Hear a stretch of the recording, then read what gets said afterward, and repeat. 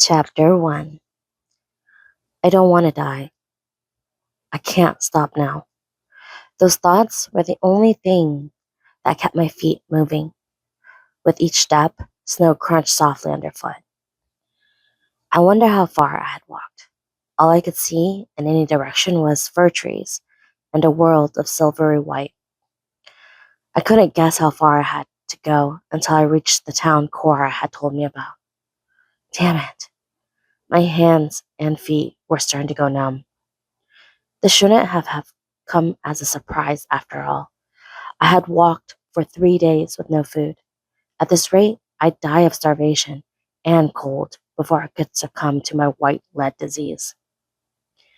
My body felt heavy and I began to lose consciousness.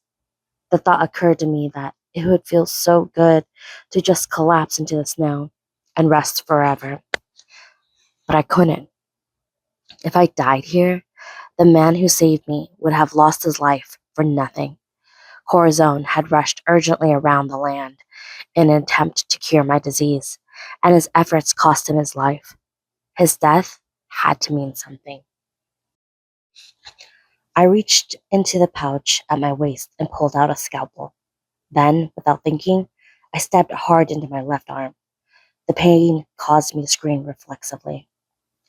That should wake me up, I thought. I tied a bandage around the cut and started walking again. If a wolf or a wild boar caught wind of my spilled blood and found me in the forest, I'd be helpless to defend myself. But there's no point in thinking about that now. I just need to get to the next town over, where I promised to meet Cora. Just as I was starting to lose my ability to put one foot in front of the other, I saw them. Lights. This was it. Those were the lights of a town. I'm saved. I'm gonna make it, I mumbled out loud. My steps suddenly felt lighter. There would be food in town, warm soup to fill my belly, and a soft bed for me to sleep in. Before long, I had reached the edge of town. It was encircled by a brick wall with a sign at the entrance that read, Pleasure Town, in large letters. I hadn't seen it from a distance, but there were crowds of people walking in on the streets. This boded well. It seemed I was going to make it after all. Once I explained my situation, the people here would show me to a nice warm house and take care of me. I started to run, ready to call out to the first person who saw me. Then my feet stopped moving. I stood in a daze just outside of town, thinking back on everything that happened to me.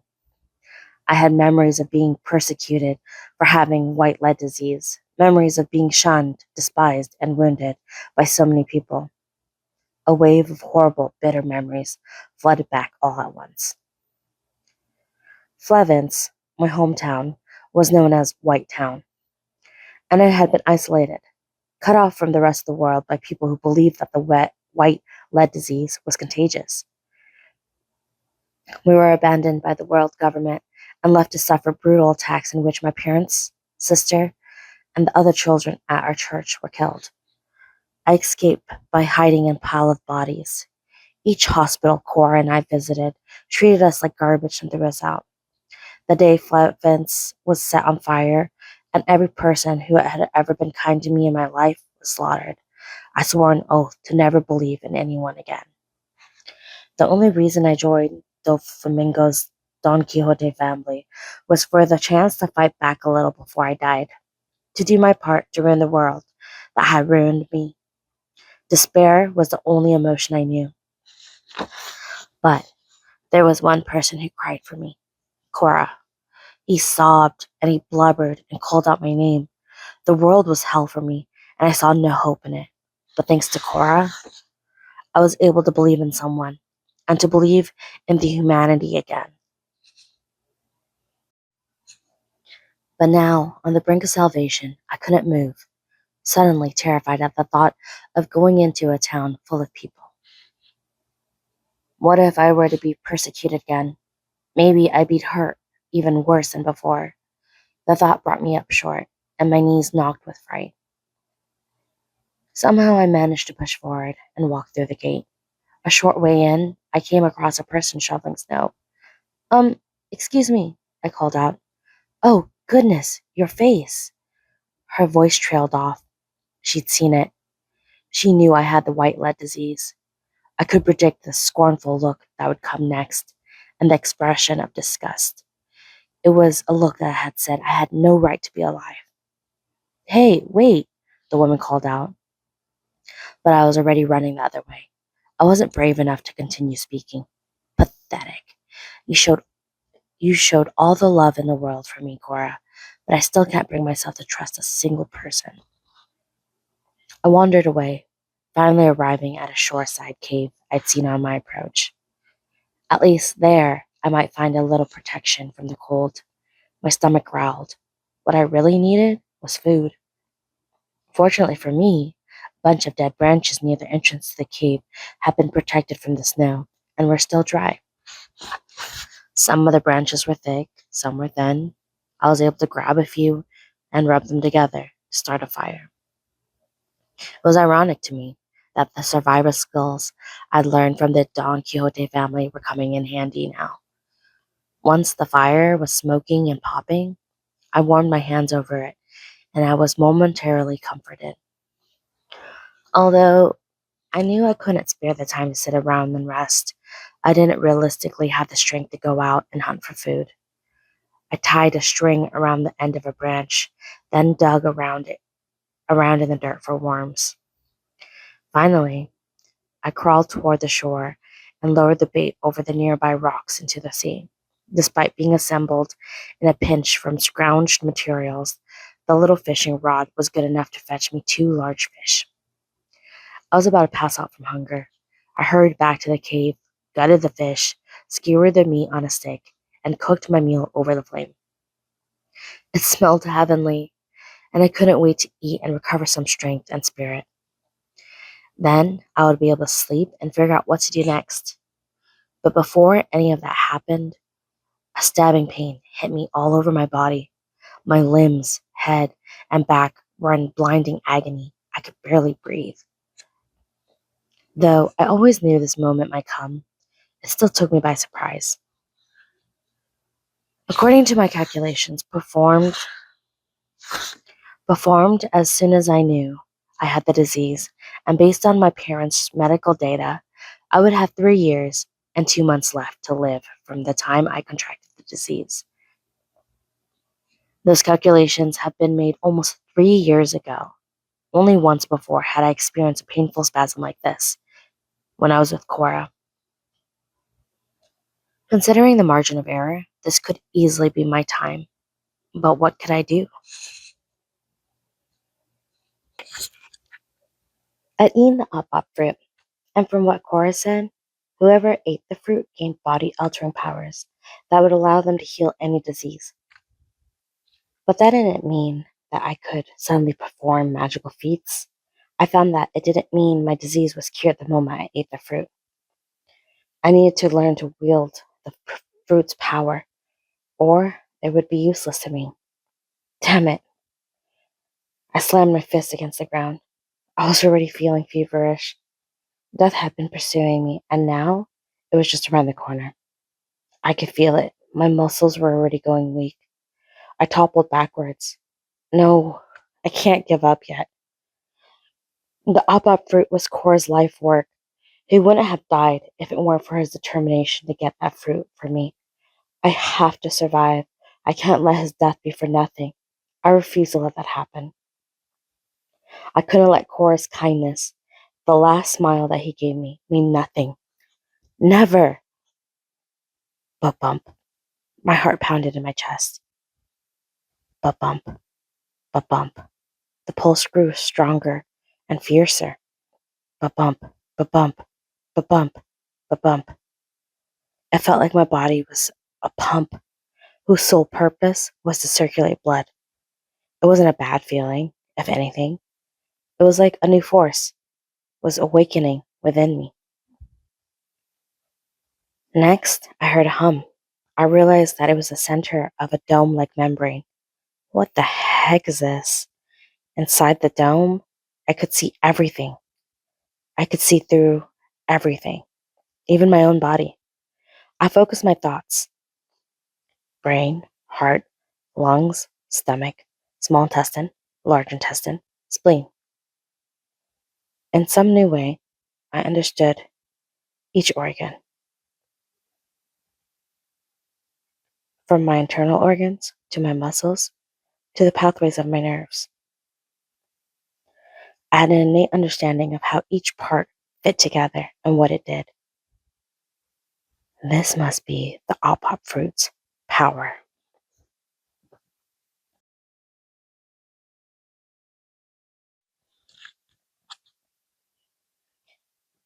It wasn't just that I could see inside my body. My instincts told me that I had the ability to augment anything inside of this dome. I could move things, switch their positions. I had power over everything within. This dome would become my operating table. I think I can do it now. Once again, he surged into my dying body. I would cure my white lead disease. There was now a powerful intent driving my actions. I closed my eyes and focused. White lead disease was caused by an internal buildup of the particular metal the disease was named for. To cure it, I only had to remove the buildup. Carefully and thoroughly, I checked every place in my body. When I looked into my liver, I found a huge deposit of white lead. I walked to a barrel that had been left behind in the cave, and I took out my liver. There was no pain. I could simply reach in and take out my internal organs, as though it were perfectly natural. I put my liver on the barrel. This is the hard part. I couldn't cut the liver out entirely. That would kill me before the white lead disease did. I had to remove the lead, then put the liver back into my body. First, I used my powers to gather the lead from all around my liver and concentrate it into one place. Then I took a scalpel from my pouch. It was time for me to make use of the medical expertise my parents had passed on to me. Ordinarily, a person's internal organs didn't feel much pain, but because the organ I had removed was still connected to my body, when I touched it, I would feel the pain in the membranes that surrounded the organ. I took a deep breath, and I wish I prepared an anesthetic. Finally, I was ready. I grabbed the scalpel and jabbed it into my own liver, then screamed out loud as the agony jolted my body. It felt like an electrical current passing through my body. It was threatening to seize my consciousness and drag it into the darkness. The effort made me pant and groan, but the operation wasn't over yet. Somehow, my wits were still intact, and I was able to remove the built-up white lead with another bold stroke. Again, I screamed in pain. I worried that the agony alone might kill me, but I wasn't done. I knew I had to see through it to the end. I removed a needle and thread from my bag and stitched up the spot I had cut out of the organ, and then returned my liver to my body. Operation complete. After removing the white lead, I gradually felt the pain and heat recede from my body. It was a success. I was going to survive.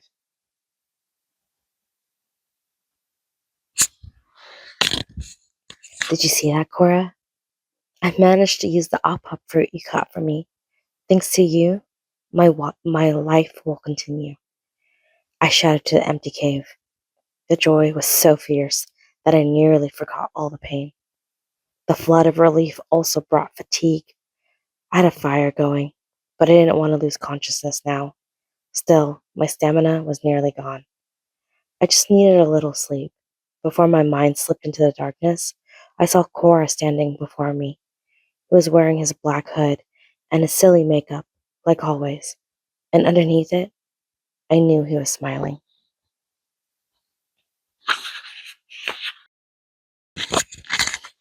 I woke up in a warmth, enveloped in something soft. It felt as though I'd woken up from a very wonderful dream, but I couldn't remember what it was. Bit by bit, my awareness sharpened. My eyes flickered open, and I found that I was in a bed, staring up at an unfamiliar wooden ceiling. Where am I? I sat up and looked around. In the room around me was a desk, a chair, a shelf stuffed with books, a fish tank with goldfish swimming around the inside of it, and a hearth with a roaring fire going. Someone had brought me to their home. Just then, I heard a metallic click, and the door opened. "Ah, you're finally awake," said an old man who was completely unfamiliar to me. He was carrying a tray with a bowl of soup. I guess the man was about 60. His white hair was slicked back behind a bright red sun visor, and he wore a strange tropical patterned shirt and shorts with sandals. He seemed to be a very odd, suspicious character, and of course, I wondered if he wore those clothes outside in the snow in the dead of winter. But none of that mattered. The pressing question now was the identity of this person. Thanks to Chorus covering for me, Doflamingo and the rest of the Don Quixote family believed that I had been taken into naval custody. But if they found out that the boy that the Navy took wasn't actually me, they would search for the entirety of Swallow Island to find me. My identity must be kept a secret. Doflamingo was desperate to get their hands on the up fruit. If the Don Quixote family put a bounty on me, then anyone might decide to sell me out to Doflamingo. This old man might have already called the family, and now it's just a matter of time before they arrive. "You must be hungry," the old man said. He set he set the soup down on a table by the bed. The fragrant smell tickled my nostrils, and I swallowed hard. I hadn't eaten anything in days, and I wanted to hurl myself at the bowl and gobble up every last drop. But I didn't. Instead, I leapt behind the old man, scalpel in hand. I got my left arm around his throat and pointed the edge of the scalpel at the defenseless skin there. "What do you want, old man?" I yelled. I wasn't fully recuperated, but I could still get the better of an elderly man. I needed to know what his intentions were, but the old man barely reacted. "Come on," he said. "Humph. What?" I called out, finding myself suddenly flying through the air. The next thing I knew, my back slammed on the floor. What just happened? I might be old now, but I was at peak physical condition back in my day. Some kid jumping on my back won't be the end of me, not by a long shot. I realized the old man had thrown me onto the floor. Yes, I was a boy, but in the family, I had proper combat training.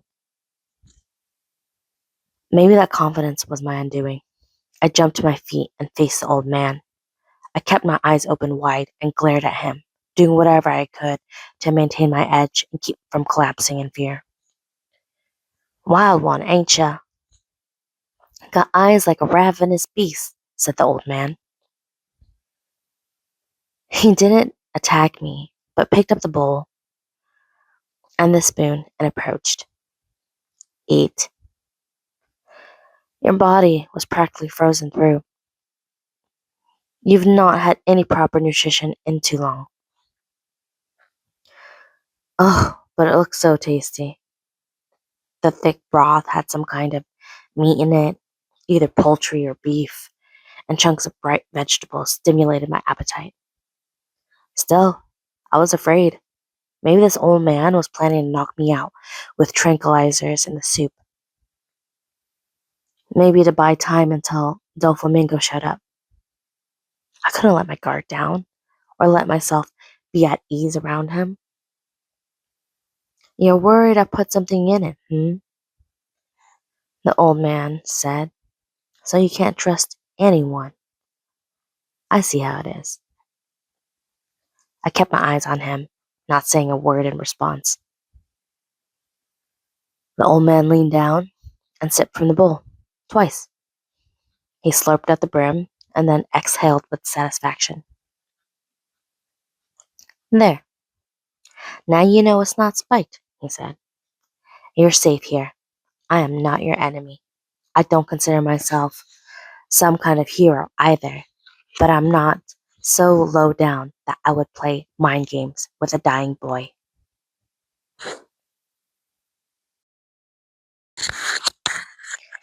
He offered me the soup again, and before I knew what I was doing, I was holding the spoon. I kept the scalpel trained on him with the other hand and carefully took a spoonful of the soup. Its delicious flavors filled my mouth, and it was as though I could feel the nutrients seeping into the very core of my being. The next thing I knew, I was crying. The soup was so good and so warm, and I finally realized that my life was being saved. All the emotions swirled in my mind until I could no longer hold back the tears. Damn it, it's so good. It's so good, I sobbed. Once I started eating, I couldn't stop. I set down the scalpel and shoveled the soup into my mouth, the delectable meat and vegetables and rich broth, until there was no more. Perhaps it was because I was starving, but the soup tasted like the best and most important meal I'd ever had in my life. I'll bring you some more, the old man said. He seemed happy to see the alley cat he'd taken in finally letting down its guard.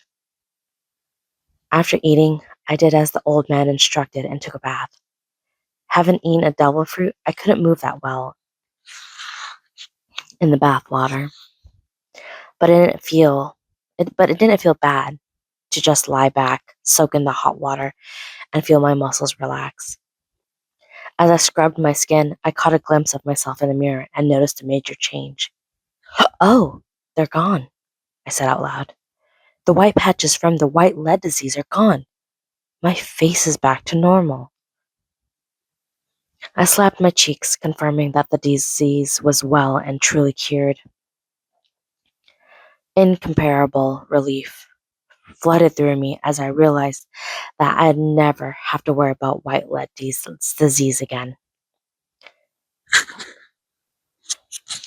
Finally, I relaxed enough to truly enjoy the bath. And once I was done, a clean change of clothes was waiting for me. Those are my sons. I'm glad I kept them around. They're old, but they should do the job, the old man said. I put the clothes on, and we sat down in two chairs facing one another. The menacing, antagonistic air was gone. I no longer felt wary of the old man. Hey, I said. What is it? Did you really just, save my life? I asked him. Hmm. I was on my way to town and I heard screaming coming from the cave. When I went to investigate, I found a bedraggled, unconscious child in there. If I had let you stay there and die, I wouldn't have been able to sleep well tonight, and all I did was take you home and put you in a bed. Hmm, I said, considering this. So he wasn't an agent of Doflamingo's or a greedy person hoping for a reward. The man had saved me purely out of the goodness of his heart. Suddenly, I felt terrible for doubting him. Old man, yeah, I'm grateful for you saving me. Ah! Obnoxious little brat, the old man exclaimed sarcastically. It's a give and take world, kid. Now, you owe me a favor. See what I'm saying? Yeah, I responded, waiting to hear his price.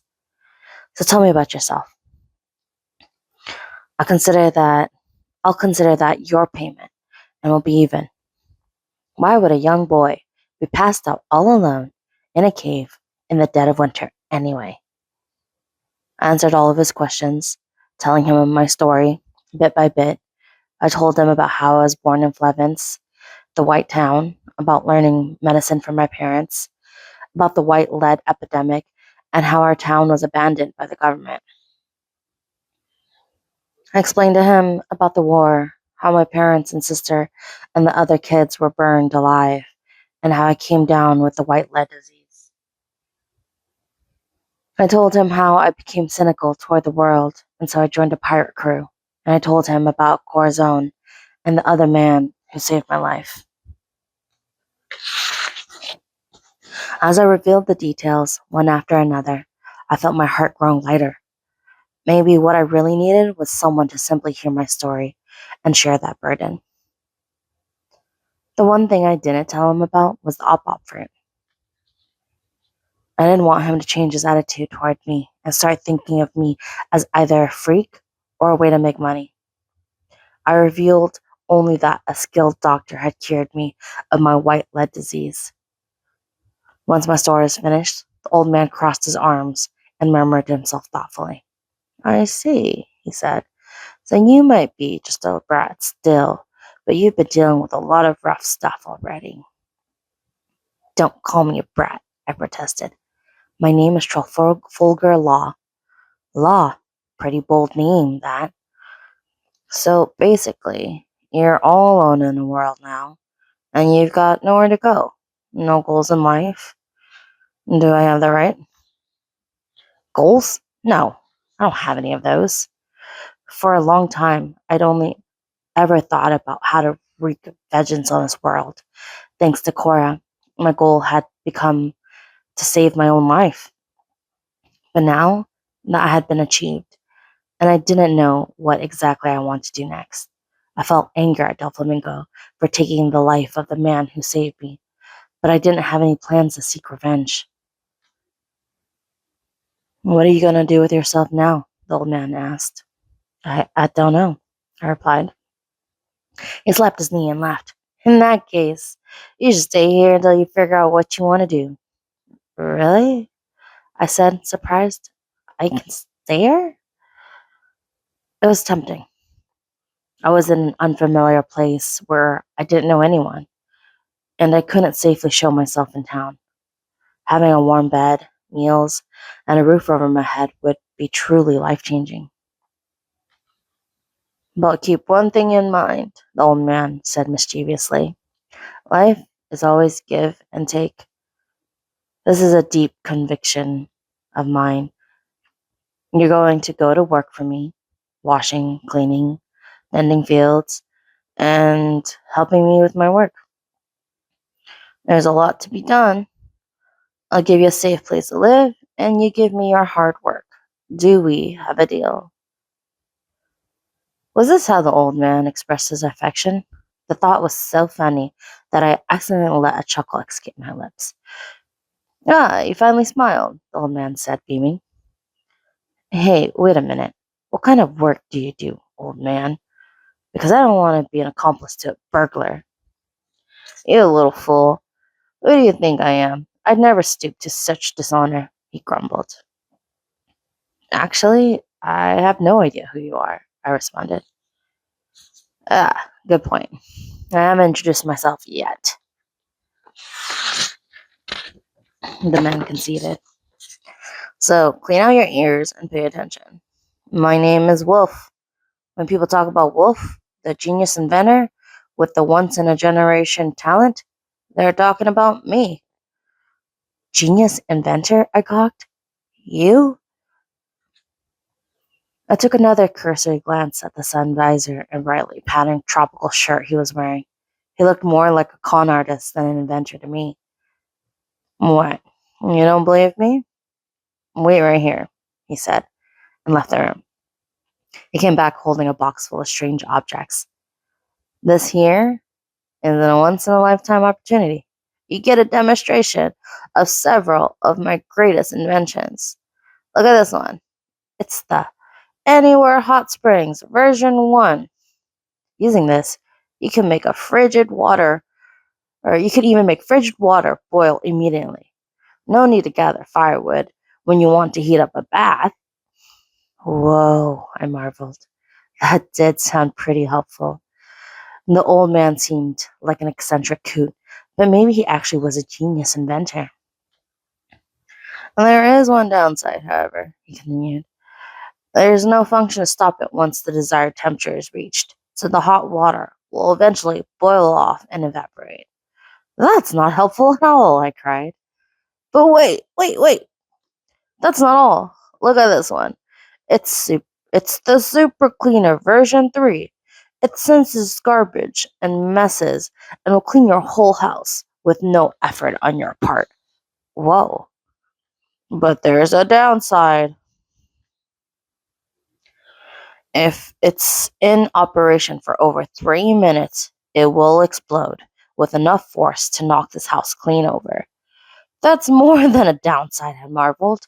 It's worse than useless. Incidentally, the original super cleaner, before I improved it, couldn't tell garbage and non garbage apart. It nearly tore off my right foot, believe it or not. Stop telling me about these things, I protested. They're horrible.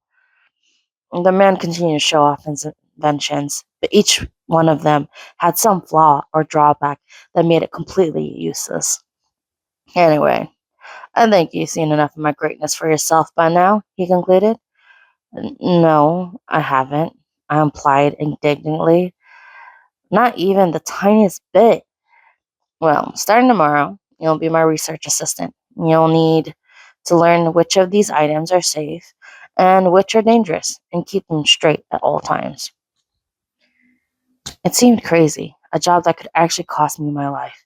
I took a deep breath and I sighed. Then I considered my situation.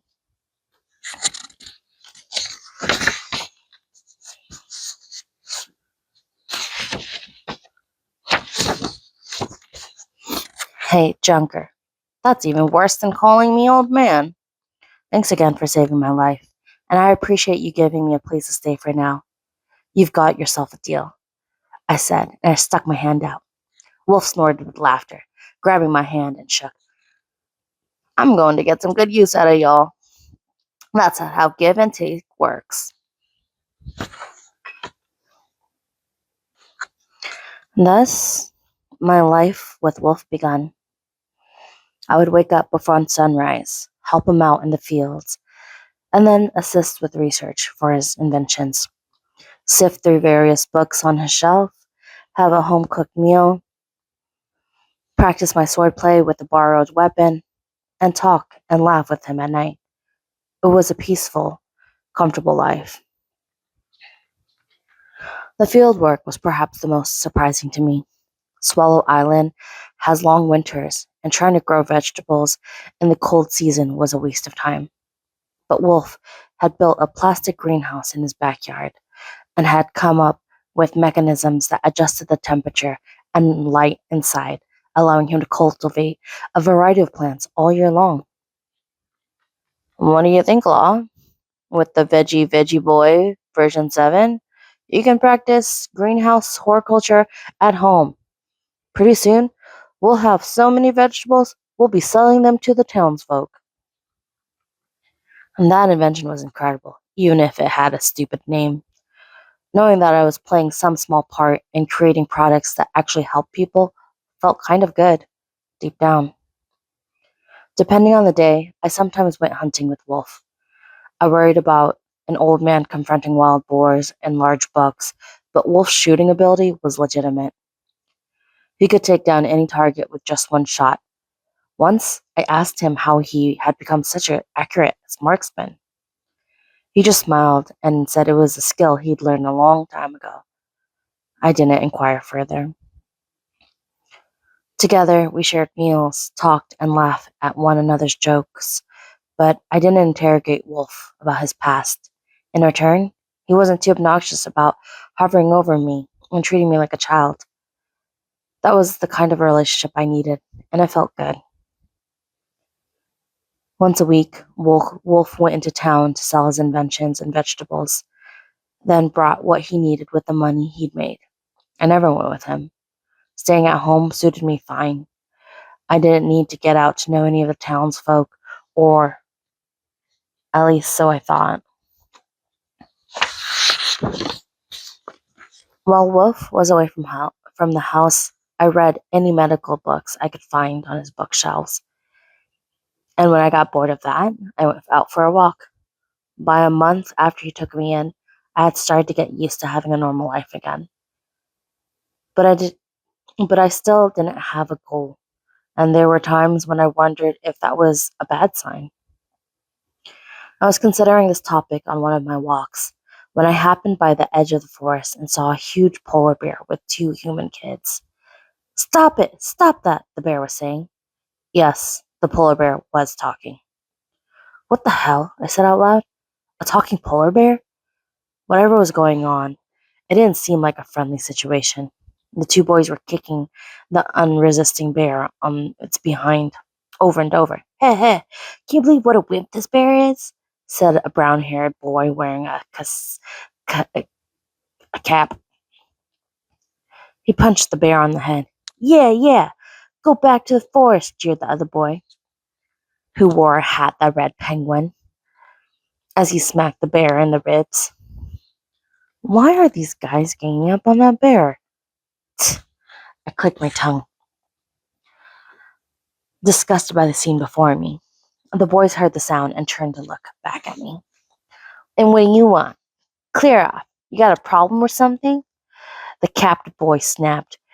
It was the kind of thing a stereotypical bully might say. Nope, I don't care about you or that bear. Do whatever you want, I replied. Quit acting so high and mighty. I don't like your attitude.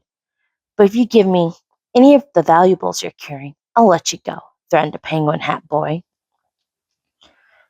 No matter where you went in the world, there was always bullies like this around somewhere. Quit acting like you're so cool, yelled the boy, rushing at me with a knife and a bat. Good grief. Quietly, I murmured, room. Immediately, a large dome circle appeared around me, enclosing the three of us. What is this? Are we trapped in here? It worked.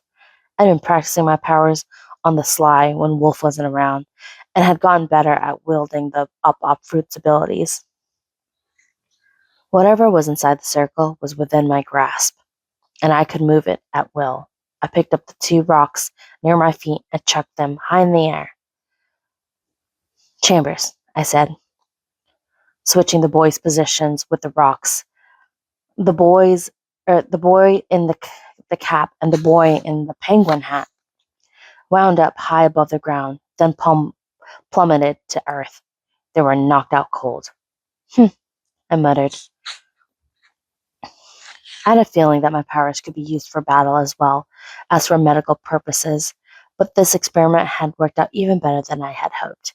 Of course, of course, I feel bad if it turned out that they had died, so I took a moment to look closely at the two knocked out kids. They were only unconscious and would probably wake up in a few minutes. I'd solved that problem, and Old Man Wolf would be coming back soon. I turned back to head home, but no sooner had I started to walk than the polar bear grabbed my shirt and held me back. Wait, the bear said. What do you want? I said, slightly annoyed. Thanks for saving me. I was just so scared that I couldn't even fight back. Whatever. I only knocked them out because they tried to attack me instead. I didn't do it for you. Even still, even still, what you did really made me feel better. The polar bear kept its grip on me and broke down into sobs. What an irritating bear. I waited for a moment, but the bear still wouldn't let go, so I agreed to follow it to a nearby cave to talk. Listen, I said, why didn't you just fight back? You're a polar bear. You should be strong enough to handle those kids. They talked to me. So? Well, I thought that maybe we could be friends, said the bear. Huh? They were punching and kicking you, and you wanted to be friends? I could not understand. Yeah, the bear replied, as though it were perfectly normal. I thought that if I just stayed still and didn't fight back, we might end up being friends. Friends. It was a word I hadn't thought about in a very long time. I didn't have any friends. They had all gone up in flames. The thought made me remember my family and everyone at church when they were alive. Yeah, my life wasn't so bad back then. What was this polar bear doing out here by himself anyway? Maybe he's all alone in the world, like I was not that long ago. The thought made me just a tiny bit interested in the bear situation. So, do you live around here? I asked. No, I just got to this island yesterday. I don't know anyone here, and I have nowhere to live, the bear responded. Where did you live before? Do you know where the New World is? I've heard of it, I said. After all, I was part of a pirate crew. You tended to pick up information about the sea and its many destinations. The New World was what people called the latter half of the Grand Line, a stretch of sea that ran all the way around the world. It was a place that any pirate hoping to find the One Piece would have to contend with. Wait, are you saying you came from there? I asked. The polar bear nodded. Everything you thought you knew about the sea stopped making sense in the New World. Currents, climate, magnetic fields, all the variables that were necessary to understand if you were going to survive at sea were completely skewing in the New World. It was the kind of place where a typical pirate navigator couldn't even get their ship to sail. This bear came from the New World to visit Swallow Island in the North Blue. You sailed your own boat to get here? I asked. That would mean that he was quite a skilled navigator. Not exactly. I've been studying navigation though. Um, there's this island in the New World called Zoe. Zoe? That's a weird name. You were born there? Yeah, I'm a mink. That's where we live. Things are peaceful on Zoe, and I got along well with my family. But one day my older brother just disappeared without leaving a note. There was nothing to go on, so I decided to get on a boat and go searching for him. The problem is, I got on the wrong ship, and the next thing I knew, I was here in the North Blue. That's a hell of a mistake. I know. The ship was rocky like crazy, and we were nearly struck by lightning. I thought I was going to die. Ha! That's silly. I guess even a talking bear is still just a dumb animal, I said. The polar bear got to his feet, picked up a nearby rope, and began to tie it around his neck. Wait, I cried. What are you doing? Why are you doing that? Don't mind me, said the polar bear, sniffing sadly. The world's better off without dumb animals like me in it. Hey, man, I didn't really mean it. I was kidding. You're too sensitive, I said, grabbing the rope and throwing it a safe distance from us. I thought about how I could distract the bear. I certainly didn't intend my harmless joke to make him want to die. After thinking for a moment, I asked, So, you don't have any place to stay right now? Nope. I want to find a ship going back to the North World or the New World, but there won't be any setting sail on such a dangerous route. And if I try to sail there on my own, I'd likely get smashed in the waves, considering my beginning navigational skills. So your goals are to become a better navigator and get back to searching for your brother then, I inquired. Yeah, I guess, the bear replied glumly. All right, follow me. Eh? What? The polar bear was panicking a little now, but I ignored him and kept walking. Eventually, the bear plodded after me at an uncertain pace. So, what's your name anyway? I asked. Oh, my brother's name is Zeppo. It means handsome in mink language. Not his name, your name. Tell me your name. Me? My name's Beppo, replied the bear. Beppo. That's easy to say at least. I'm Law, Trafalgar Law. Law. So there we have it. Now, you should just follow me and do what I tell you to do, Beppo. Don't worry, I won't eat you. Really? You're not planning to attack me and put me in a big pot of bear stew? Beppo asked. No way. After walking for 30 minutes, we were back at the house. Wolf was already there. Hey, Junker, I greeted him. Don't make me say it again. I am not a Junker. I'm Wolf, the genius inventor. Wolf trailed off, noticing the bear. Oh, wait. Why is there a bear following you?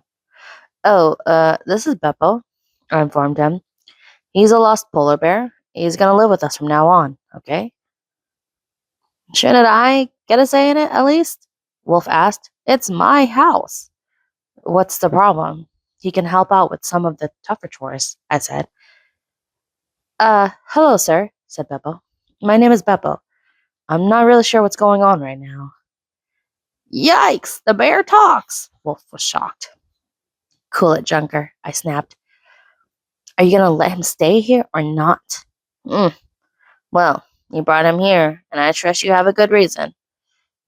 Yeah, I said. All right then, Wolf relented. Let's hear a story. Wolf and Beppo sat on the sofa and talked for the next hour or so. Wolf asked him many questions about his past and his family. Once the conversation was winding down, Wolf went to the kitchen to make tea for the three of us. When he returned, we drank our tea together in silence. Beppo seemed more relaxed now. He was enjoying the tea, though it was quite surreal to see a bear delicately sipping from a teacup. All right, I think I get the gist of it, Wolf remarked. You want to learn to navigate? So you can search for your brother. You're a good bear who really cares about his family.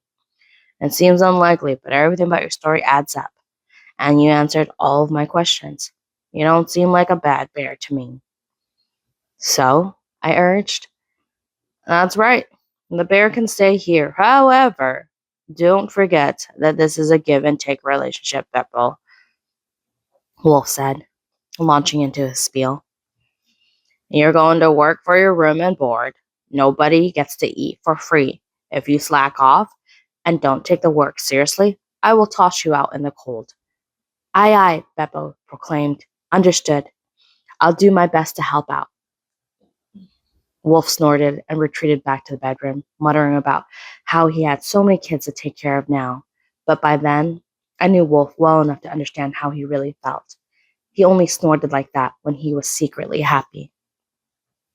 Beppo and I shared my room. Since I had gotten there first, I got the bed, and Beppo slept on a blanket on the floor. Hey, Law, how come you're being so nice to me? Beppo asked quietly after the lights were out. Why was I being so nice? I didn't know either. I just feel like it, I told him. That seemed to satisfy Beppo, who was soon soundfully sleeping. I think it's because of his family history. Every now and then, I thought about what family meant to me. My parents, who were kind and nurturing and taught me about medicine, and my sister Lemmy, who smiled through the pain of the white blood disease.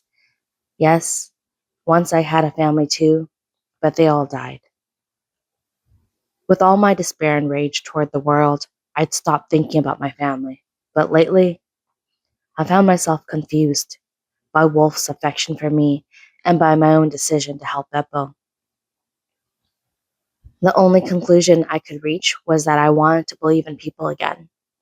There was no doubt that this was thanks to Cora. I had seen the way he'd given his own life to save me.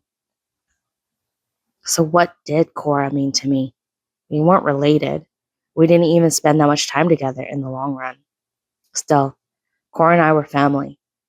He didn't need to say, I love you, for me to feel that sentiment. Would I ever feel love for someone else in that way again? As I spent more time with the Junker and the bear, would I feel love for them too? Or would our relationship always be the way the Junker described it?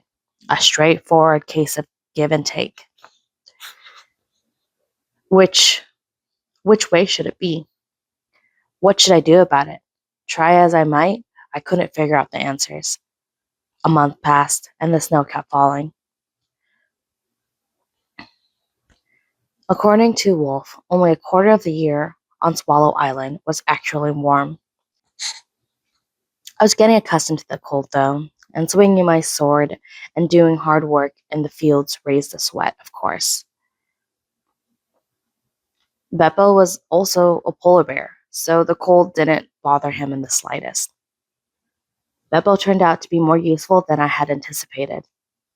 He helped the wolves work, did some cooking and laundry, and studied the tricks of the trade of navigation in his spare time. The bear was pretty smart after all. One day, while Wolf was off developing new inventions in his lab, Beppo and I went into the greenhouse to harvest vegetables.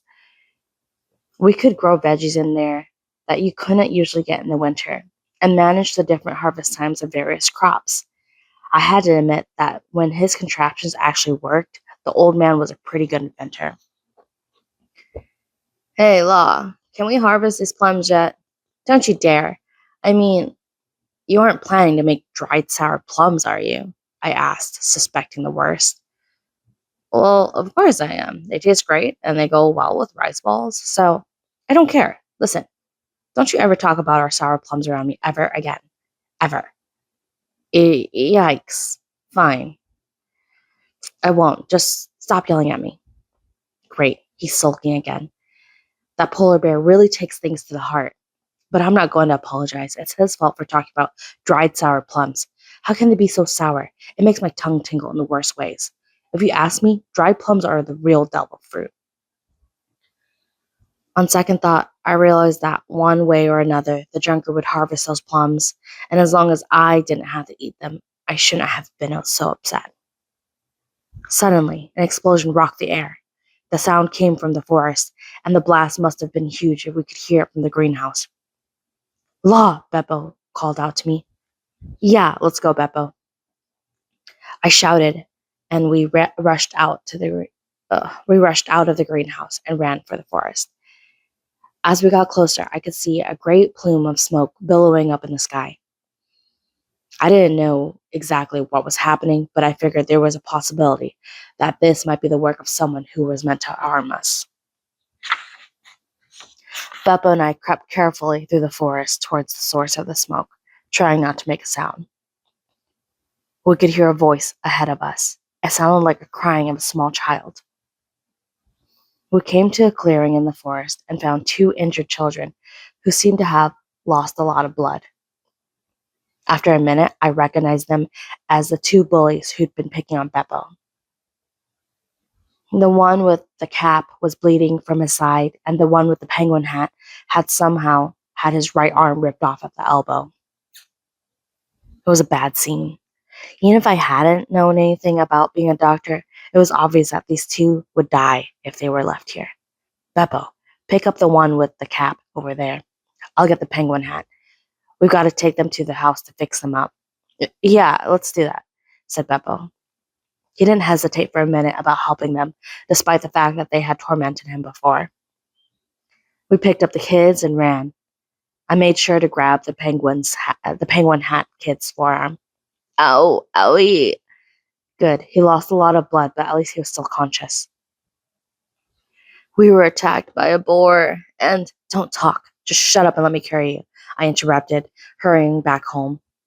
My breathing was getting heavier. Sprinting while carrying another person was really hard, but I knew that with the severity of their wounds and the blood they'd lost, there wasn't a second to waste. Junker, I shouted, kicking the door open.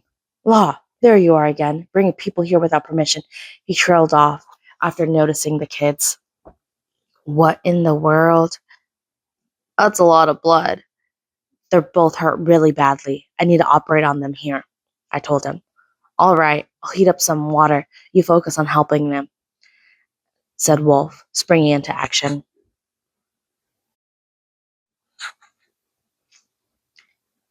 He could tell how serious the situation was from the tone of my voice. We set down the two kids in the living room, and I rushed to the bedroom to get my surgical tools. What should I do, Law? Beppo asked, his voice quivering. He was clearly rattled. I'm going to start with the cap kid. You stop the bleeding for the one with the penguin hat. Tie a tourniquet around the joint of his arm, nice and tight, and keep it pointed upward. Then point Then put the other part of his arm in a plastic bag and stick it on ice. Aye, aye. I put the unconscious Cap on the table and examined the depth of his wound. Thankfully, it wasn't too bad. There was a lot of blood loss, but no damage to his major organs. I wouldn't need to use the op fruit on him. You still awake, Penguin Hat? I asked the other kid. Yeah. Do you know what his blood type is? If he didn't get a blood transfusion, he was going to die. But if we put the wrong type of blood in him, he could have a transfusion reaction. If that happened, the red blood cells in his arteries would get broken down and dissolve into nothing. So it was vital that we knew his blood type. I know it, the kid said. I know it, the kid said. It's type X. I remember because it's the same as mine. I guarantee it. Type X? This wasn't good. It wasn't my blood type, and we didn't have time to go and get blood from somewhere else. Take my blood, Law. It's type X, said Wolf. Junker. If Wolf's blood type was X, then he could donate blood that their bodies would accept. But there was a problem. Okay. They've both lost so much blood, old man. I said, if you're going to donate for both of them, we're going to need a ton of it. If it all comes from you, then it might actually. Yes, you fool. I know what might happen, the old man said. And I'm telling you that I'm giving them blood. Don't worry about me. I couldn't tell you the number of times I lost blood on the battlefield in my youth. I'm made of tough stuff. Giving blood to two kids isn't going to kill me. All right, then. I'll do it. We're in a race against time. I filled a syringe with the old man's blood, and then I transferred it to a clean plastic pack and ran a tube into a vein in Cap Kid's arm so that it would flow into his body slowly. I repeated the process for Penguin Hat. That would do for the blood transfusion, at least. You're right, old man? I yelled to Wolf. I'd taken a lot of blood, and though I tried to be careful as possible, the blood loss could send him into shock. Nothing to worry about, just a little dizzy, that's all, said the old man, looking woozy. I got a bit lightheaded, maybe. Stop wasting your time on an old man and get to helping those boys. All right, I will, and thank you. I remember, it's all give and take. You and Beppo will be taking on all the chores next week, Wolf said groggily, before he went and sat down on the sofa. The rest is up to me, I said. I gave Cap Kid an injection of a medicinal plant-based powder dissolved in water. It was a powerful anesthetic I mixed up before settling at Wolf's house. This would ensure the kid didn't wake up during his operation. Using a scalpel sterilized by an open flame, I wasted no time in cutting open his stomach. A section of his intestines were ruptured, but it wasn't too bad. I got the needle and the thread and quickly sewed the wound up. I then checked for other damages. I found nothing else, so it was time to close the stomach back up. One down, one to go. Beppo, I called out. Bring Penguin Hat over here. You got it. When I moved Cap Kid from the table to the sofa and put Penguin Hat on the table in his place, he lost so much blood that he couldn't speak. He flopped back without a sound. This operation was going to be much more difficult than the first one. If all I wanted to do was save his life, I could have sewed up the wound from the severe arm to stop the bleeding, and he'd probably survive. But I wanted to reconnect his arm and make sure it moved properly again. I don't know why I felt so strongly about this, but if I took the easy road in this case, I knew I'd be putting to shame all the medical knowledge I'd gained in my life thus far. My parents ran a hospital because they wanted to heal people so that they could go on to lead good, happy lives, and I wanted to live up to their example. It was as simple as that. As I did with Cap Kid, I administered a general anesthetic to Penguin Hat. And then I examined the spot where the explosion had torn off his arm. The tissue the tissues were a real mess. It wouldn't be so difficult to reconnect it if it had been a clean cut of a sword, but the opening was so messy. Repairing it had become a lot harder. Can I even do this? Having the power of Abab fruit didn't magically make you better at performing surgery or reattaching severed body parts. The only thing that would help me in this case was knowledge and technique. And yet, I'm going to do it, I muttered to myself. I wasn't doing it out of sympathy or because I wanted them to be grateful to me. I'm not even a particularly good person. There's just one reason I made the decision I did: my pride as a doctor. Junker, I called out to the old man. I'm going to borrow that microscope. True to his preferred title of genius inventor, the old man did have some useful gadgets around. I put the sleeping penguin hat's arm under the microscope and tied it down to keep it immobilized. Then I focused the lens on the wound and adjusted the zoom. There we go. I can see it. Under the microscope, I could make out each and every vein and nerve. Beppo, give me the severed arm. Aye, aye. He placed the severed arm and hand onto the tray. It was still properly cold. The cell structures were still alive and intact. I think I can do this. I picked up a needle and thread and began to suture. The most important thing was to be careful. Any little mistake in what I was connecting, and it was all ruined. I couldn't even afford even the tiniest error. Remember what your parents taught you. Remember the things that you read in all those books. First, patch up the muscles and tendons. There we go. It's looking good. Then, reattach the nerves. If this doesn't go right, he won't be able to move his arm. I can't even be a single millimeter off. They have to be perfect. Connect them quickly, but accurately. I was losing my sense of time. How long had it been since I started? 2 hours? 3? Even longer? The mental exhaustion was intense. It felt like I was more likely to croak than my patient was at this point. Let me wipe the sweat off for you, Law. It's about all I can do. Thanks, Beppo.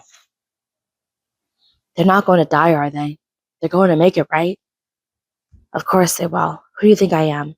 I'm the genius surgeon, Trafalgar Law. I said, copying Junker's favorite line in the hope that it would bolster my spirits. As it turned out, saying that I was a genius actually did seem to fill me with strength, even if it was just lip service. The operation continued. I sewed the last of the nerves together. There we go. That should be right. Perfect. My legs were ready to give out, but I willed myself to stay strong as I focused on the veins, attaching the veins. Done. Attaching the arteries. Done. Lastly, I sewed up the skin on the arm itself. Surgery complete. I toppled backwards and crashed onto the floor. Law!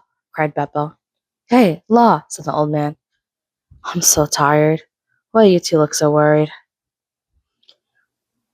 Watch the transfusion needles so that they don't come out. I'm just a little tired. I'll be up in no time. This was all I could manage to say. My relief at finishing the surgery surged through me with the strength of the Sandman. As I fell asleep, I felt only the deep satisfaction of knowing I'd achieved the very difficult task I'd set out to do.